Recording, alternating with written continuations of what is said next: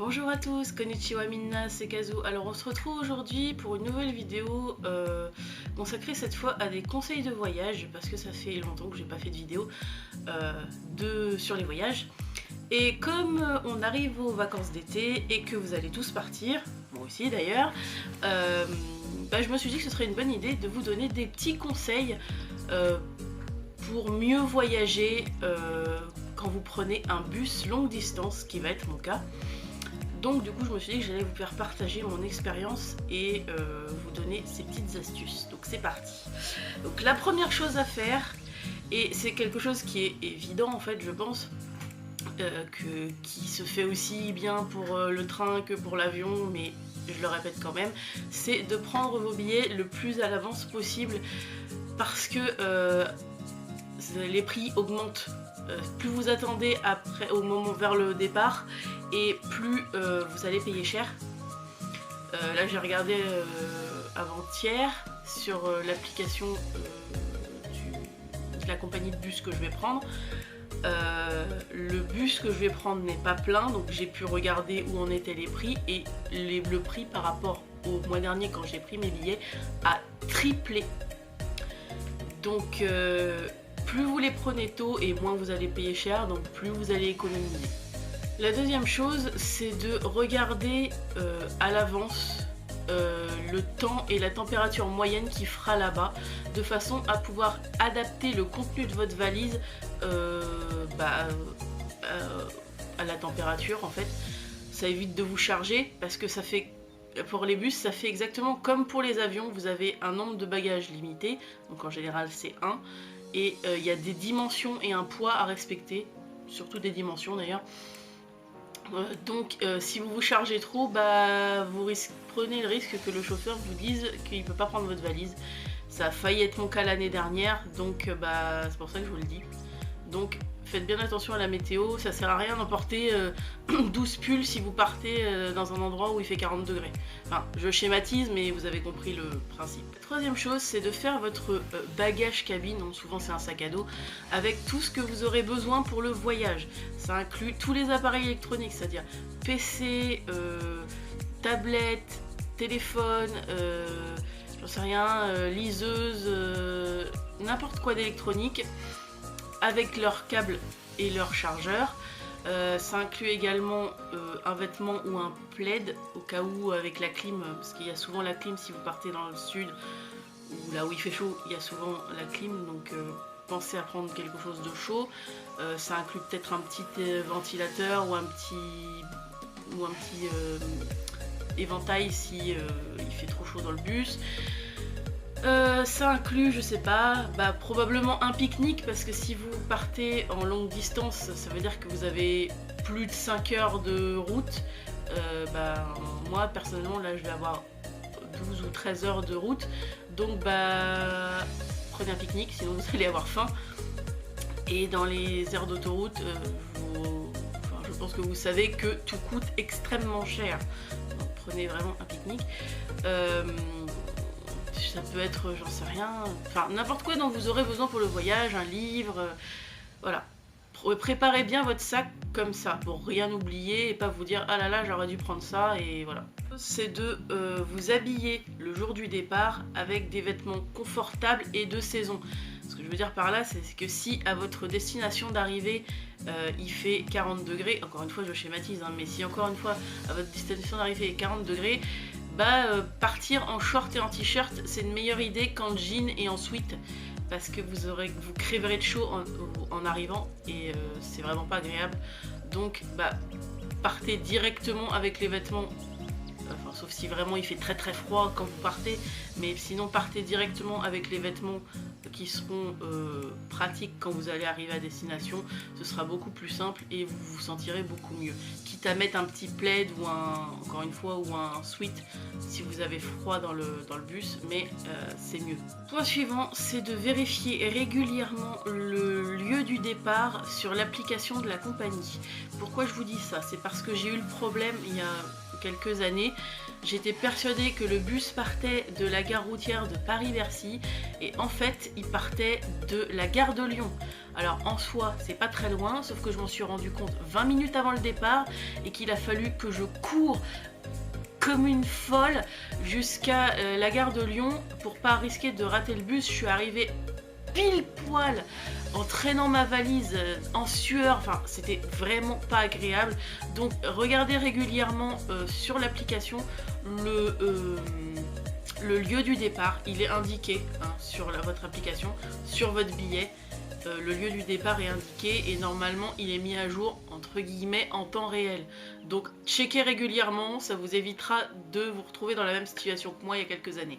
Ce que je vous conseille, c'est d'arriver le plus en avance possible. Alors ça sert à rien d'arriver 2 heures avant, hein, mais le plus en avance possible, ça vous évitera, si jamais il y a un changement de lieu, comme je disais précédemment, de courir comme un dératé et d'arriver pas bien en fait.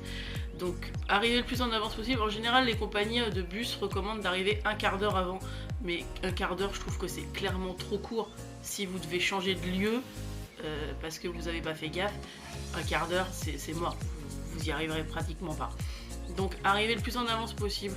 Là moi cette année je vais me débrouiller pour arriver 45 minutes avant à peu près.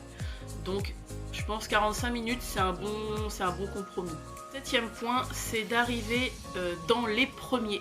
Pourquoi je dis ça? Parce que en fait si vous avez un placement libre, alors c'est pas toujours le cas, des fois ils vous imposent une place, mais si vous êtes en placement libre, comme ça va être mon cas là sur mon voyage aller, si vous arrivez le plus en avance possible, vous pourrez mettre votre bagage en soute dans les premiers et ça vous permettra de monter dans le bus dans les premiers et de pouvoir vous précipiter sur les meilleures places, c'est-à-dire ou les places tout devant ou les places tout derrière. Pourquoi c'est les meilleures places? Parce qu'il y a plus de place pour mettre les jambes. Donc si vous avez un problème aux jambes, comme moi j'ai un souci au genou, et que vous avez régulièrement besoin de tendre la jambe, ou même si vous avez juste envie d'être à l'aise, pouvoir choisir votre place et donc être tout à l'avant ou tout à l'arrière pour avoir plus de place pour les jambes, c'est une bonne idée. Le conseil que je vais vous donner, c'est d'arriver, c'est de sortir de votre sac tout ce dont vous aurez besoin rapidement. Ça peut être n'importe quoi, je dis une console de jeu, un livre, mais ça vous évitera de vous baisser sans arrêt pour chercher dans votre sac. Surtout s'il y a quelqu'un à côté de vous, ça va être casse-pied un peu pour la personne. Enfin, sortez rapidement ce que vous avez besoin, du moment que c'est pas trop encombrant, hein, parce que si vous sortez le PC, le chargeur et tout ce qui s'ensuit, ça va peut-être être un peu encombrant. Mais si c'est des petites choses, genre une console de jeu, un livre ou n'importe quoi, sortez-les tout de suite, comme ça vous évitera de farfouiller dans votre sac après. Conseil, c'est d'emporter avec vous vos objets de valeur quand vous sortez du bus pendant la pause du chauffeur, parce que le chauffeur sur les longues distances a une pause obligatoire de 30 minutes. Donc de toute façon vous allez être arrêté. Alors tout le monde ne sort pas du bus, mais si vous sortez du bus, emportez vos objets de valeur, donc votre portefeuille, votre portable, ce qui a de la valeur. Les laissez pas dans le bus, ça évite le vol. Je sais pas s'il y a déjà eu des vols sur les compagnies de bus, mais je pense que c'est mieux d'emporter vos objets de valeur.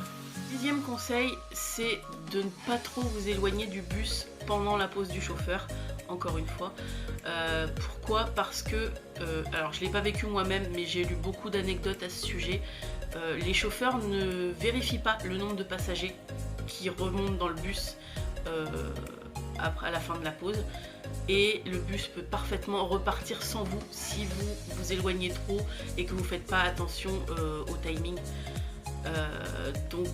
Si vous restez sur place, alors si vous êtes en France, à la limite vous pouvez éventuellement trouver un moyen de vous dépatouiller, quoique si vous êtes paumé au milieu de nulle part, peut-être pas, mais si vous êtes à l'étranger, ça risque d'être beaucoup plus galère. Donc vous vous éloignez pas trop du bus et remontez, ou si vous vous éloignez, restez pas absent longtemps. Allez pas jusqu'au bout des 30 minutes, revenez avant, débrouillez-vous, parce que sinon vous risquez vraiment de vous retrouver bloqué et de vous retrouver sans bus en revenant. Deuxième conseil, ça va être un peu bizarre, mais ne buvez pas trop pendant le trajet. Parce que souvent, malgré ce qui est dit, les toilettes dans les bus sont fréquemment condamnées ou inutilisables ou inaccessibles. Donc vous ne pourrez pas aller aux toilettes dans le bus et le chauffeur ne fait en général que une grosse pause qui vous permet d'aller aux toilettes. Donc si vous buvez trop, vous allez avoir des petits problèmes, donc modérez-vous. En général, il fait pas assez chaud dans le bus pour que vous ayez besoin de boire des litres, donc ça devrait aller, mais faites attention à ça, sinon ça va être embêtant. Et juste un petit conseil en plus, une astuce, si vous allez en Belgique, ayez bien 30 centimes en espèces en monnaie sur vous, parce que les toilettes en Belgique, dans les stations-service, sont payantes, et votre carte bleue peut très bien ne pas passer. Ça a été mon cas en avril dernier. J'avais pas de monnaie et ma carte bleue ne passait pas, et du coup je me suis retrouvée à pas pouvoir aller aux toilettes avant l'arrivée. Donc ayez bien de la monnaie sur vous, c'est mieux. Ce que je vais vous donner, c'est un conseil que j'ai déjà donné, me semble-t-il, quand je vous donnais des conseils pour dormir en avion, enfin pour l'avion, c'est de dormir. Parce que tout simplement, dormir ça fait passer le temps, et sur un long voyage, c'est appréciable. Donc je vous conseille même d'embarquer fatigué, voire même épuisé, parce que comme ça, avec le roulis de la route, ça va favoriser votre endormissement et le temps passera plus vite. Voilà, du coup c'est tout pour moi pour aujourd'hui. Je pense que c'était pas mal. J'espère que cette vidéo vous aura plu, qu'elle vous sera utile au moment des départs en vacances. Pensez à vous abonner, à liker la vidéo, à la partager, et moi je vous dis à la prochaine. Ciao ciao.